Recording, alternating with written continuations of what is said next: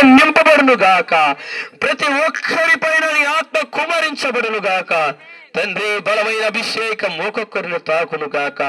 నరాల్లో, ఎముకల్లో, రక్తంలో, శరీరాలలో ఏలుబడి చేస్తున్నాం. ప్రతి మంత్ర తంత్ర సీకట శక్తుల విగ్రహ శక్తుల అధికారం యేసునామమున కాలిపోవును గాక. అడ్డుపడుతున్నటువంటి ప్రతి శోధనలు తొలగిపోవును గాక. మీ బిడ్డల వాక్యం చక్కగా వినడానికి సహాయము దయచేయండి తండ్రి. తండ్రి నైనా శ్రేష్టమైన నేలలో ఇత్తనం వేసినప్పుడు తండ్రి అది బహుగా ఫలించినట్టుగా మంచి నేలలాగా మీ బిడ్డల హృదయాలను మార్చబడును గాక అని పలుకుతున్నాడు తండ్రి. యేసు నామములో తండ్రి మంచి నేలలుగా వారి హృదయాలు మార్చండి తండ్రి.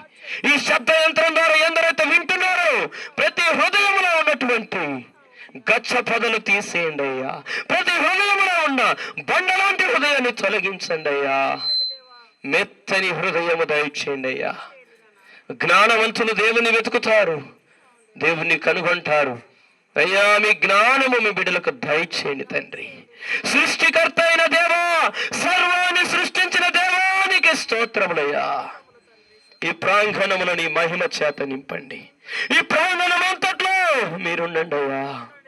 నీ నామానికే మహిమ కలుగునట్లుగా తండ్రి మా ప్రతి బలహీనతను తొలగించి నీ పరిశుద్ధాత్మ శక్తితో నింపి అయ్యా, మీ శక్తితో నింపి మీ ప్రజలు, మీ వారు వాక్యం మీది ఈ రాత్రి వేళ సమయంలో ఈ గ్రామ ప్రజలందరితో మీరు మాట్లాడి బలపరచమని, ప్రతి ఒక్కరి జీవితంలో గొప్ప కార్యములు జరిగించమని యేసయ్య సర్వశక్తి కలిగిన నామములో ప్రార్థన చేస్తున్నాను తండ్రి.